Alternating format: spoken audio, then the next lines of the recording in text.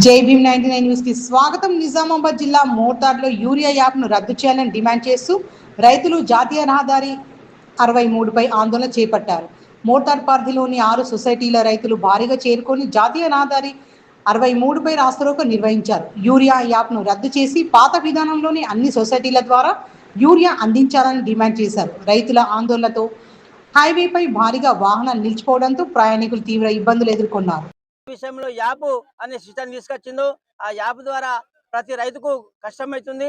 ఆ యాప్ అనేది ప్రతి రైతుకు దగ్గర స్మార్ట్ ఫోన్ లేవు, మరి గరీబ్ రైతులు కూడా ఉన్నారు, వాటి చిన్న ఫోన్లు ఉన్నాయి. కాబట్టి ప్రతి రైతు కూడా యూరియా యాప్ ద్వారా కాకుండా ముందరలాగానే ఫింగర్ ప్రింట్ ద్వారా కానీ, ఆధార్ కార్డు ద్వారా కానీ, పట్ట పాస్బుక్ ద్వారా కానీ యూరియా సప్లై చేయాలని మేము రాష్ట్ర ప్రభుత్వాన్ని డిమాండ్ చేస్తున్నాము.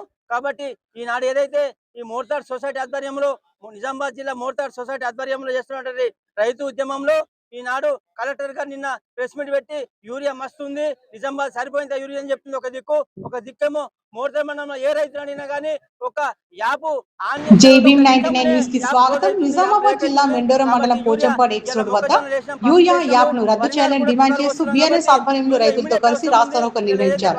యూరియా పంపిణీకి అమలు చేస్తున్న యాప్ విధానం వల్ల స్మార్ట్ ఫోన్ లేని మహిళలు, వృద్ధ రైతులు ఇబ్బందులు ఎదుర్కొంటున్నారని ఆందోళనకారులు ఆరోపించారు. యాప్ ను వెంటనే రద్దు చేసి గతంలో మాదిరిగా సొసైటీ ద్వారా నేరుగా యూరియా పంపిణీ చేయాలని డిమాండ్ చేశారు. డబ్బులు చెల్లించి యూరియా తీసుకోవడానికి రైతులు సిద్ధంగా ఉన్నారని తెలిపారు. డిమాండ్లు నెరవేర్చకపోతే మరిన్ని ధనాలు రాస్తారోకోలు చేపడతామని హెచ్చరించారు. ఎన్నో లక్షలు అని చెప్తుంది కానీ ఎక్కడుంది ఆ లక్షలు? ఎక్కడుంది అసలు? మోటార్ సొసైటీ ఉందా? మోటార్ డీలర్ దగ్గర ఉందా? ఎక్కడుంది అర్థమైతే లేదు. రైతులు ఈ మిరుగు మోసంలో విత్తనాలు వేసుకొని పనులు చేసుకున్నటువంటి ఈ రైతులు ఇలా ఈ యాప్ను పట్టుకొని, ఫోన్లు పట్టుకొని ఈ సగల పొన్న దుకాణాల పొన్న చదువుకున్న దగ్గర తిరుగుతున్నారు.